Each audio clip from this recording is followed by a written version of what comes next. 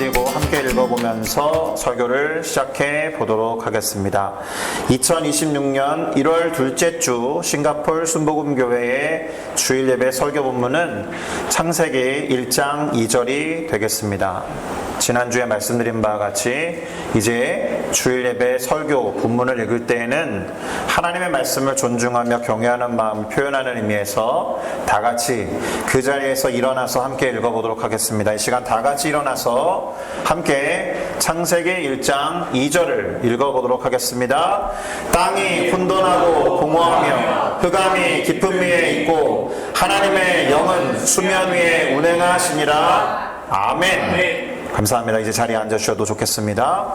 저는 방금 우리가 함께 읽어본 창세기 1장 2절의 말씀을 가지고 채우시는 성령이라는 제목으로 잠시 말씀을 나누고 성령에 대해서 알아갈 뿐만 아니라 깨달음을 얻은 대로 우리들의 삶과 신앙에 함께 그것들을 적용해 보고자 합니다.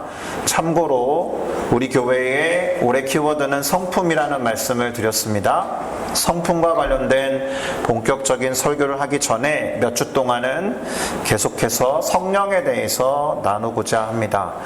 자, 오늘은 이런 질문으로 시작을 해 보려고 하는데, 여러분, 우리의 마음을 채우는 게 낫습니까? 아니면 비우는 게 낫습니까? 확실하게 어느 종교에서는 비워야 한다라고 말하죠. 욕심과 욕망을 거두어내고 자신을 비울 때 소위 이상적인 세계에 들어갈 수 있다라고 가르치고 있습니다. 맞습니까? 우리가 명상이라는 것을 할 때에도 어떤 자신을 비우고 그렇게 뭔가 투명해지고 비워졌을 때 뭐 오감도 느낄 수 있고 장기가 돌아가는 것도 확인할 수 있다는 식으로 말을 하고 있죠. 자, 그만큼 우리에게는 반대편의 마음이 있는데요. 채우기를 바라는 마음이라든지 뭔가 충족하고자 하는 마음, 그래서 만족하고 싶어하는 소망과 열망. 제가 소망이나 열망이라는 말씀을 드려서 그렇지 대부분 이럴 때는 욕심과 욕구와 욕망이라는 표현을 많이 쓰죠. 반면에 자기를 비워라 라고 하고 욕심을 버려라 라는 종교적인 가르침, 그리고 세계 철학의 역사에서 보면 그러한 가르침을 주고 금욕을 강조했던 사조도 있었습니다. 반대로 최대의 쾌락을 추구하며 사는 것이 가장 이상적인 삶이다라는 철학적인 사조도 있었어요. 반면에 기독교에서는 비유라고만 말하지는 않습니다. 오늘 설교 제목에도 언급되었듯이 성령으로 충만하라 라는 식으로 채워야 할 것에 대해서도 말하는 바가 있습니다. 여러분 어떻게 생각하십니까? 다양한 의견과 다양한 생각들이 존재하기도 하고 서로 충돌할 겁니다. 그리고 무언가가 더 마음에 끌린다거나 그것이 바른 것 같아서 그 삶을 추구하는 경향성이 나타나겠죠? 결론을 내리기가 쉽지 않다라는 뜻입니다. 그럼 여러분, 이런 질문은 어떻습니까? 도대체 뭔가가 존재하는 게 문제일까요? 뭔가가 존재하는 게 문제이기 때문에 그것을 비우고 버리라고 하는 것일까요? 어떻습니까? 뭔가가 존재하는 것 자체가 문제입니까? 아니면 그것이 존재하다 보니 어떤 뜻하지 않은 문제가 발생해서 그게 문제일까요? 조금 더 원초적인 생각을 해볼 필요가 있는데, 원래는 세상에 아무것도 없었습니다.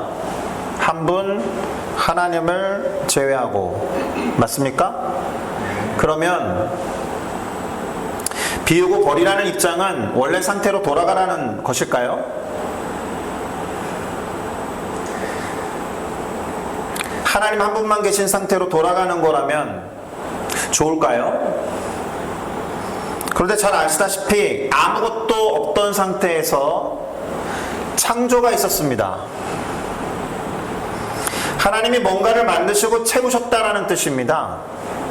우리가 잘 알고 있듯이 창세기 1장 1절은 이렇게 선언하죠. 태초에 하나님이 천지를 창조하시니라. 이 문장이 증명이 가능합니까? 다른 건 모르겠는데요. 이 문장은 사실 그대로 믿어야 하는, 제가 그래서 선포라는 표현을 썼지 않습니까? 증명하려고 한다면 누군가가 만들어 놓지 않으면 뭔가가 저절로 생겨났어야 되는데 저절로 생겨나는 게 가능합니까? 아무것도 없던 상태에서. 제가 몇 차례 말씀드린 것 같은데 기체나 가스가 오랜 시간 동안 서로 어떤 상호작용을 한 끝에 우연히 생명체와 같은 게 태어나기 시작해서 그것이 번식하고 진화하는 식으로 지금의 세상에 이르렀다라고 말하려면 그 기체와 가스는 어디에서 왔는지 어떻게 설명하시겠습니까? 첫 번째의 원인자를 어떻게 설명하느냐에 따라 이 세상은 창조가 되었다라고 말할 수밖에 없는 것 아니겠습니까? 그리고 한 가지 더 생각해 볼 것이 있는데, 저 태초라는 말이 가장 큰 처음 이런 뜻이잖아요. 여러 처음들이 있는데 그 중에서 가장 첫 번째 처음, 하나님이 이 태초보다 앞서셔야 되거든요. 잘 생각해 보세요. 하나님이라는 존재가 존재하기 시작한 시점을 태초라고 말하면 존재를 다시 증명해야 되지 않습니까? 그래서 하나님은 원래 계신 분이다라는 거예요. 태초라고 이름을 붙였지만 하나님보다 결코 앞설 수 없는 시간입니다. 하나님이 존재하기 시작했다라는 말을 할 수가 없기 때문에. 잘 따라오고 계십니까? 그 시작을 어떻게 설명할 수 있느냐 때문에 그렇죠. 하나님을 누군가가 만들어냈다면 그 만든 존재가 하나님보다 앞서야 되는 것이고, 그럼 그 존재는 또 어떻게 시작되었는지 고민하게 될 겁니다. 하나님을 만든 존재는 하나님의 하나님일 테니까. 그래서 하나님은 원래부터 존재하던 분이셔야 하는 거예요. 논리적으로. 누군가에 의해서 의존되거나 지음받은 존재가 아닌 스스로 계신 분이어야 한다라는 겁니다. 그래서 기독교에서 하나님의 이름을 여호와라고 발음할 때에 그 여호와라는 말의 뜻 자체가 우리말 성경으로 번역해 놓기를 스스로 계신 자라고 번역해 놓은 것이고, 영어 성경은 I am who I am 이라고 해서 스스로가 스스로를 설명할 수밖에 없는 존재라는 뜻으로 번역해 놓은 겁니다. 상당히 철학적이고 소위 형이상학적인 이야기입니다. 설교가 어렵죠? 자, 어쨌든 하나님 이외에는 아무것도 존재하지 않던 어떤 공간이라고 해야 될까? 어떤 장이 필요했을 텐데 그 규정할 수 없는 그런 공간에 하나님이 뭔가를 만드셨다라는 거예요. 그리고 아무것도 없었다라는 점에서 이 창조주 하나님의 창조라는 활동은 무엇인가를 만들어 놓고 아무것도 없던 곳에 채워놓기 시작했다라는 뜻이 되는 것이니까, 만약에 제가 첫 번째, 두 번째로 던졌던 질문 있잖아요. 뭔가가 존재하기 시작한 것 자체가 문제입니까? 라고 질문하고 그렇다라고 답하려면 하나님은 창조라는 문제 행동을 하신 겁니다. 맞습니까? 뭔가가 존재하게 만든 하나님은 문제거리를 만든 거잖아요. 뭔가가 존재하는 것 자체가 문제라고 하려면. 그래서 다 비우고 다 버리고 그래야 완전한 세상이 온다라고 가르치는 것은, 그것을 계속해서 소급해서 올라가면 하나님은 존재하는 문제거리를 만드신 분이 되는 것 아니겠습니까? 게다가 여러분, 우리는 이미 존재하고 있는데 존재하고 있는 우리가 뭔가가 생겨나서 문제라는 말을 할 권한과 자격이 있습니까? 뭔가가 생겨나고 존재해서 문제라면 나부터 없어야 되는데요. 그래서 질문을 바꿔야 할 거다라는 겁니다. 우리를 포함해서 뭔가가 존재함으로 인해서 벌어진 문제를 어떻게 해결해야 할 것인지로 생각에 초점을 둬야 하는 거죠. 어렵죠? 저는 조심스럽게 뭔가가 생겨나서 문제라기보다는 뭔가가 존재함으로 발생한 문제를 해결해야 한다는 것에 더 마음을 두고 싶다라는 거예요. 하나님의 창조가 무엇인가를 만들어서 채우시는 작업이 그 본래 선한 일이었다면 행여나 의도치 않게 문제가 벌어졌더라도 본래의 선함을 회복하는 쪽으로 문제를 해결해야지 아예 없애야 한다거나 없어야 한다라는 식의 접근은 철학이나 논리학에서 말하는 원천 봉쇄의 오류를 범하는 겁니다. 텔레비전을 보면 죄 짓기 쉽다 그래서 텔레비전의 전원을 끊어 놓으시는 목사님의 이야기를 들은 적이 있습니다. 저 자랄 때만 해도 텔레비전이 뭐 바보 상자다, 그리고 죄를 부추기는 것들이다, 이렇게 되게 보수적인 분들은 그렇게 말씀하신 적이 있습니다. 제가 텔레비전의 전원 라인을 가위로 잘랐다고 하시면서 대단히 자랑스럽게 말씀하시는 장면이 좀 그랬습니다.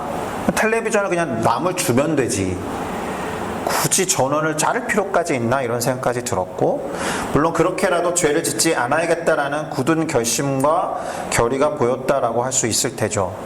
비슷한 게 어떤 것도 있냐면 교회 공동체나 선교 단체에서는 일정 나이 전까지 이성교제를 금지시킵니다.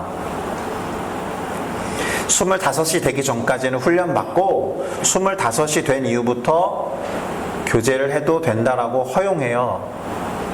왜요? 공동체가 쉽게 이성교제가 무너져서 깨지는 경우가 왕왕 있었기 때문에.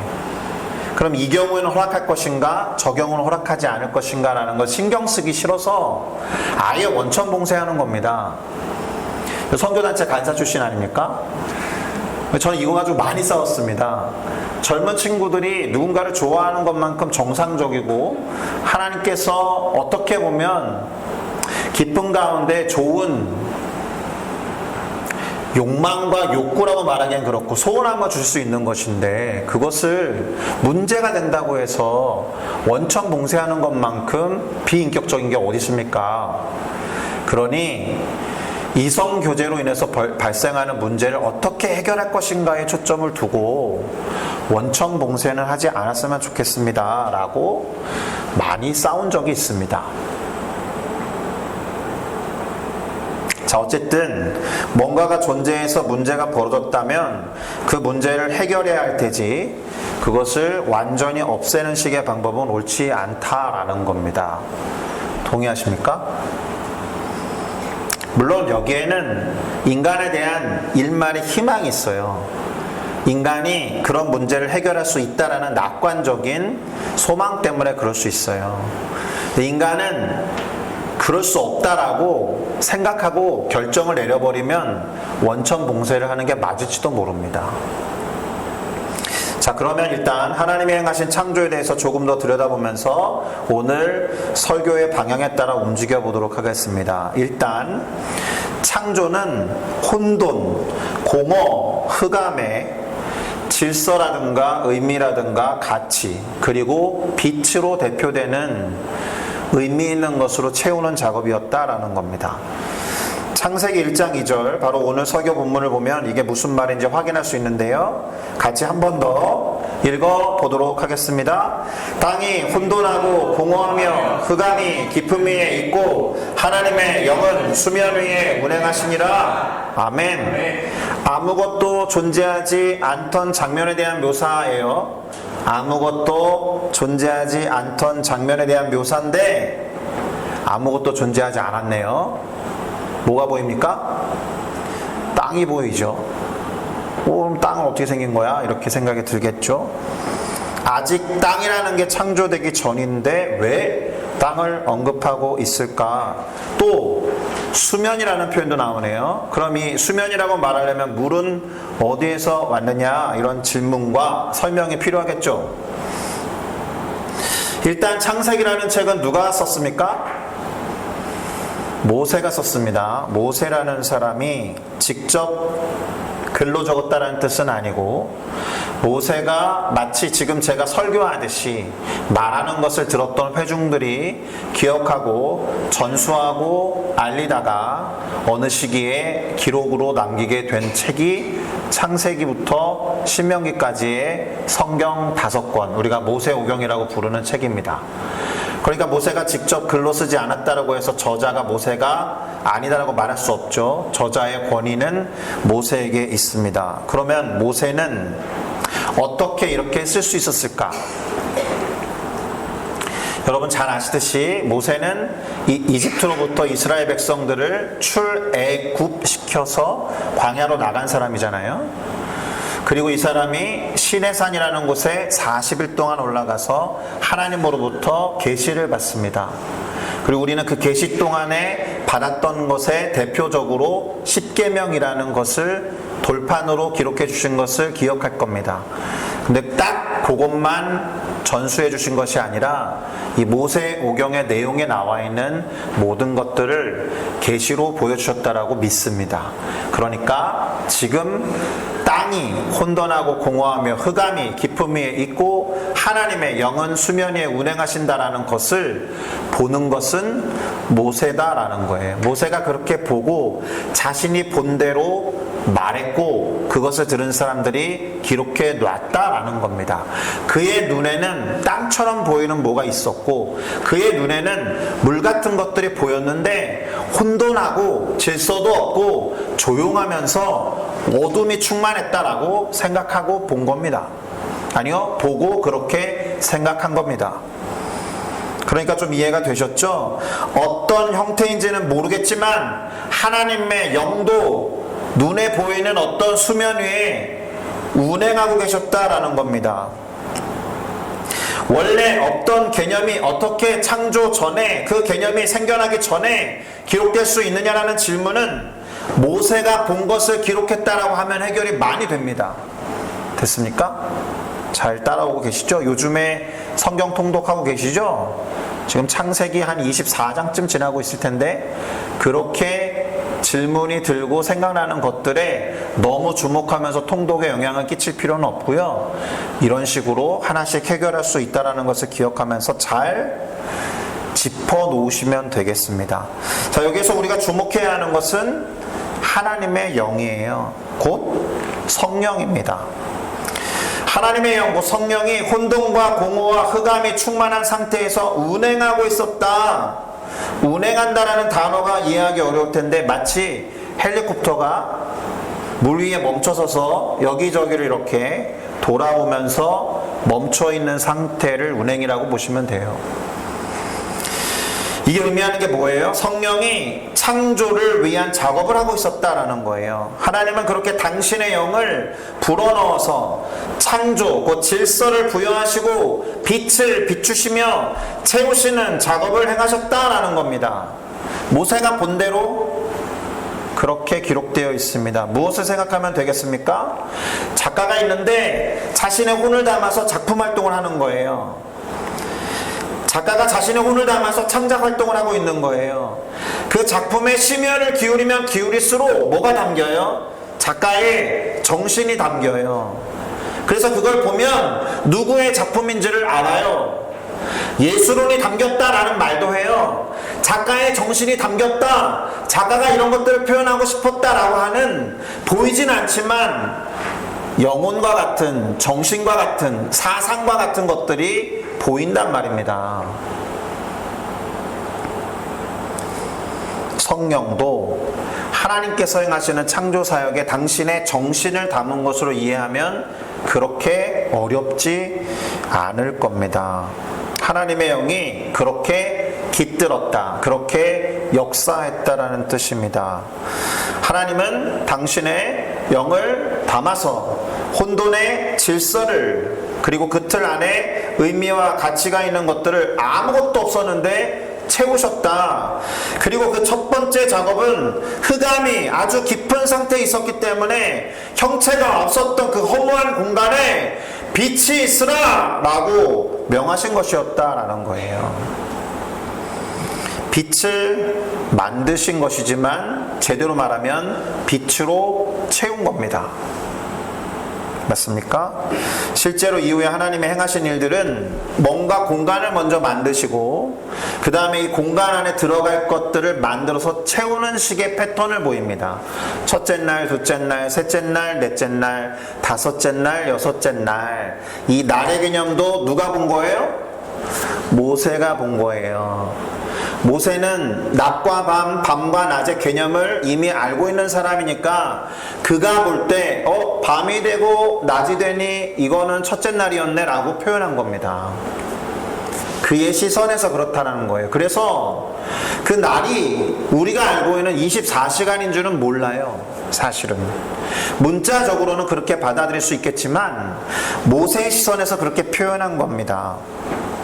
하나님이 어떤 공간을 먼저 만드시고 거기에 필요한 것들을 만들어서 채우셨다라는 패턴으로 첫날부터 여섯째 날까지 모세의 시선에서 밤낮 반복되는 그 날들을 이해하시면 됩니다. 여기서 재밌는 거 하나를 또 말씀드리면, 그래서 이스라엘 사람들, 유대 민족 사람들의 하루 기준이 밤부터 낮까지예요. 모세가 밤이 되고 낮이 되니 이른 첫째 날이라는 이 표현 때문에 유대인들의 하루의 시작은 저녁 6시예요. 이해하셨죠? 저녁 6시부터 다음날 5시 59분 59초 99999 때까지가 24시간의 개념입니다. 우리는 해가 뜰 때부터 시작해서 해가 질 때까지지만 유대인들이 모세가 그렇게 본 하루 개념 때문에 그렇게 생각한다라는 겁니다. 자, 하나님께서 공간을 만드시고 어떻게 채우셨는지를 예를 들어서 몇 가지만 보여드리겠습니다. 하늘, 곧 궁창과 궁창 아래의 물, 그리고 궁창 위의 물로 나누게 하셨다. 어렵죠? 공간이 있어요. 하늘이라고 부르는 공간이 있는데 물이 지나가네요. 물층이. 그렇게 본 거예요. 그러니까 이 물을 기준으로 물 위에 하늘과 물 밑에 하늘이 있겠죠. 다르게 말하면 하늘 위에 물이 있는 거예요. 잠깐 동안. 됐습니까? 궁창과 궁창 아래의 물, 그리고 궁창 위의 물로 나누게 하신 뒤에 무엇을 만다? 요건 좀 다시 설명할게요. 궁창이 있는데 궁창 위에도 물이 있고 궁창 아래에도 물이 있다는 거니까 하늘 속에 물이 담겨 있는 것이고 하늘 밑에 물도 있는 거니까 땅에 있는 것일 수도 있습니다. 어쨌든. 자, 그래 놓고 궁창에는 광명체들, 해, 달, 별들을 만들어 채우셨다. 됐습니까? 뭐 여담이지만 창세기에 나오는 노아의 홍수 때 궁창 위에 물층에 물이 다 떨어진 거라고 보시면 돼요. 그래서 하늘 속에 포함된 물은 지금은 없습니다. 소위 물층이 사라졌기 때문에 지구의 생태 환경이 변화됐다라고 보는 겁니다. 두 번째, 천하의 물이니까 하늘 아래 물, 그 하늘 아래에 있던 물을 한 곳으로 모으시고 뭇을 드러내신 뒤에 이 말은 뭇, 그 땅을 만드셨다는 뜻이에요. 그리고 그 뭇 위에 뭘로 채우셨느냐? 풀, 씨 맺는 채소, 열매 맺는 나무, 그리고 가축과 기는 것, 땅의 짐승들, 마지막으로 인간을 만드시고 거기에 충만하라 라고 명하셨다라는 겁니다. 채우신 거죠.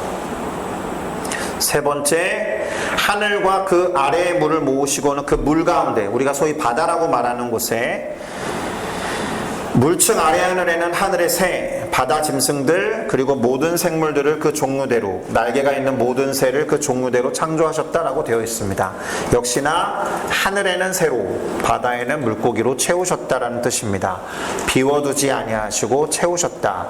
여기에 방점이 있습니다.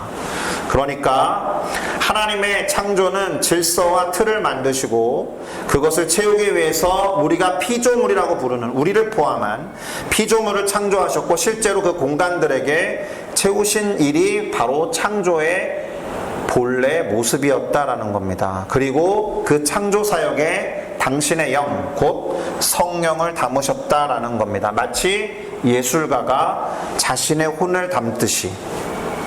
자, 성령에 초점을 두고 정리를 한다면 창조 사역에 성령이 동참하셨다라는 뜻이 됩니다. 하나님의 영이. 하나님의 영이 채우는 일을 했고 존재하는 모든 것에 하나님의 혼으로서 성령이 담겼다라고 말할 수 있습니다. 그러면 태초에 천지 창조가 이루어졌을 때 모든 세상에는 성령으로 충만했다라고 해도 틀림이 없다라는 뜻이 되는 거죠. 그래서 한 번 더 성령에 초점을 두고 오늘의 메시지를 정리해서 말씀드려보면 성령의 가장 원초적인 사역은 채우시는 작업이다라는 거예요. 채우시는 작업이라. 그거 기억하시면 좋겠습니다. 혼돈과 공허, 흑암이 아주 깊었을 때에 하나님의 영이 그 위에 마치 헬리콥터 같이 머물면서 비행하고 있었다. 그때로부터 창조가 시작되었음을 우리는 기억할 필요가 있습니다. 그럴 때 혼돈은 반대로 질서가 되고, 공허함은 반대로 충만함이 되고, 흑암은 빛으로 인해서 완전히 사라지고 말았다라는 뜻입니다. 자, 그러면 우리에게는 이러한 사실이, 이러한 성경의 기록이 어떤 의미가 있어야 할까? 이 질문에 답해보면서 오늘 설교를 마무리 지어보도록 하겠습니다. 여러분, 우리에게도 혼돈이 있어요. 어려운 마음이 있고, 뭔지 모르겠는, 복잡하고 질서가 없는 것 같은 그런 상태가 얼마든지 찾아옵니다. 허무감도 있어요. 공허감도 있어요. 나를 채우고 있었던 어떤 존재가 사라지면 왠지 모르게 쓸쓸하기도 하고, 갑작스럽게 찾아오는 적막감을 이겨내기가 너무 힘들 때가 있습니다. 우울해지기도 하고요. 그리고 어떤 사람이 존재한다는 것을 뻔히 아는데 손에 잡히지도 않고 보이지도 않고 쉽게 다가설 수 없다 그러면 그 그리움은 이루 말할 수가 없어요. 요즘이야 뭐 형제들 군대 가봤자, 제가 가봤자라고 해서 죄송합니다만 1년 6개월 가는 게 전부이지만, 옛날에 저희 선배님들은 30개월, 저는 26개월 그렇게 해서 교제하고 사귀다가 군대 가버리면 존재하고 있는 거는 알고 있는데, 그때 뭐 핸드폰이 있어요, 삐삐가 있어요, 뭐가 있어요. 오롯이 편지 써서 보내면 답이 와요 안 와요 이것 때문에 하루에도 12번씩 감정이 오르락내리락 하는 그런 시대가 있었던 거예요. 저도 지금 제 아내가 한국에 가 있지 않습니까? 처음에는 돌아오기까지 한 열흘 걸리니까 자유다 이렇게 생각을 얼핏 하기도 했지만, 집에 들어갈 때 너무 적막해요. 빨리 왔으면 좋겠습니다. 이 유튜브를 보고 계시겠죠? 네. 그렇게밖에 말할 수 없습니다. 안타까운 거는, 어제는 또 제가 비교적 가깝게 교제하는 선교사님이 갑자기 돌아가셨습니다. 심장이 좋지 않아서 한국에 수술하러 갔다가 수술 시간까지 기다리는 상태에서 식사하시다가 갑자기 쓰러지시고 급하게 수술에 들어가셨는데 못 돌아오셨어요. 그러니까 이런 식으로 우리 안에 누군가의 부재가 끼치는 공허함과 허무감이 있단 말입니다. 그리고 내가 잘못했던 과거나 이런 것 때문에 실수했던 장면이 어둠처럼 스물스물 올라와서 나를 자꾸 깎아 누르고 열등의식에 빠지게 하는 경우도 있지 않습니까? 세상도 그랬으니 우리 안에 그런 흑암이 있고 혼돈이 있고 공허가 있다는 게 그렇게 이상한 건 아닐 겁니다. 그런데 그때 잘 보면 성령이 운행하시고 창조가 시작되었으면서 모든 것이 만들어지고 채워졌다라는 거예요. 채워지기 위해서는 사실 아무것도 없어야 된다고 말씀드렸죠. 비우는 것으로 그쳐서는 안 된다라는 뜻입니다. 삶의 목적이 없이 텅 비어있는 것 같고 질서가 잡히지 않아서 방황하고 있으며, 죄와 절망 속에 있는 그 인간의 상태, 그 우리들의 모습과 유사한 상황에서 바로 창조가 시작되었다라는 거예요, 원래는. 그래서 우리의 상황이 이와 같다면 성령이 필요하다는 뜻입니다. 아내가 없어서 쓸쓸하다, 성령이 필요하겠네, 이런 이야기를 하는 게 아니고, 눈에 보이는 어떤 것을 가지고 이야기하는 것이 아니라 마음속에 공허감과 허무감이 있다면 성령이 필요하다라는 뜻으로 이해하셔도 틀리지 않습니다. 성령이 임하시면, 우리 삶에 운행하시면 채워집니다. 질서가 잡히고 어둠이 사라진다라는 겁니다. 할렐루야. 기독교에서 교회나 교파의 색깔에 따라서 성령을 강조하는 이유가 상당히 다를 수 있거든요. 능력을 행해야 된다, 복음을 전해야 되기 때문에 성령이 필요하다라고 성령을 능력에 초점을 둬서 강조하는 경우가 많이 있지만, 사실 우리의 존재감, 우리의 허무함, 우리의 어떤 질서 없음, 이런 것을 채우기 위해서 성령이 가장 필요하다는 것은 거의 생존에 필요한 이유 때문입니다. 예수님도 이 땅에 오셔서 세례를 받으시고 성령이 비둘기처럼 임하는 것을 마태, 마가, 누가가 보고서 기록했잖아요.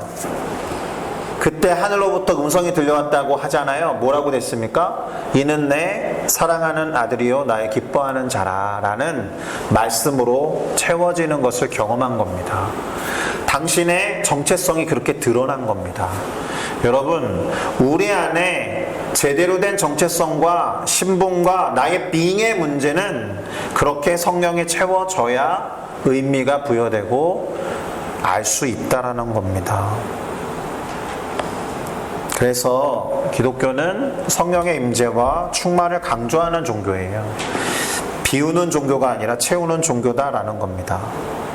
물론 우리도 비우는 작업을 합니다. 죄를 씻어내고 욕구와 욕망을 없애주세요, 십자가에 못 박았습니다, 이렇게 말하지만 그렇게 끝내는 것이 아니라 채워주는 종교다라는 겁니다. 성령이 없으면 혼돈스러울 것이고, 성령이 없으면 질서가 없을 것이고, 성령이 없으면 허무하고 공허할 겁니다. 성령이 없으면 어둠이 아주 깊어서 칠과 같이 어두울 겁니다. 그러나 반대로 성령이 있으면 하나님이 그렇게 창조하신 것처럼 질서가 있고 혼돈이 사라지며 허무와 공허가 없어지고 도리어 충만해질 겁니다. 어둠이 사라지고 빛 가운데로 나아갈 것입니다. 그러니 성령이 내 삶에 운행하시기를 바라고 기도해야 될 겁니다. 앞에 서 있는 제가 이렇게 말한다고 나 저거 도대체 무슨 말인지 모르겠는데 이런 생각이 들 수 있습니다. 그러나 태초에 하나님이 천지를 창조하시냐는 문장을 그렇게 말씀드렸듯이 하나님이 무엇인가를 만들고 채우시는 작업을 당신의 영을 깃들여서 했다라는 것만으로도 성령이란 존재가 있구나라는 것을 인정할 수 있을 겁니다. 그리고 다음 주에 말씀드리는 구절을 통해서 우리에게 호흡으로 주어진 성령에 대해서도 알게 될 겁니다. 성령을 막연하시겠지만 사모하고, 막연하시겠지만 간구하면서, 막연하시겠지만 동의가 안 될 수도 있겠지만 성령으로 충만하여서 열매 맺고 싶다, 그리고 그 존재에 의해서 내가 살아가고 싶다, 생명의 기운으로 넘쳐나고 싶다, 그래서 예수님의 성품이 우리의 인격이 되는 것을 경험하고 싶다, 어디에 가더라도 흔들림 없이 당당하게 살아가고 싶다, 하나님 안에서 성장하고 성품으로 열매 맺는 삶을 살고 싶다라는 소망이 우리 안에 회복되기를 예수 그리스도의 이름으로 축복합니다. 아멘. 성령이 우리 안에 계십니다. 예수를 주라고 입으로 시인하고 믿게 한 것도 성경에 따르면 성령의 역사입니다. 성령이 아니고서는 이 자리에 왜 와 있겠습니까? 성령을 통해서 우리에게 새로운 정체성을 부여하신 하나님께서 부르신 것을 알고 그 알 수 없는 힘에 끌려왔다면 그 힘의 원천은 성령인 겁니다. 나를 끌어주시고 인도하신 성령을 잘 모르겠지만 인정하시면 그 성령의 역사는 커질 것이다 라고 믿습니다. 기도하시겠습니다.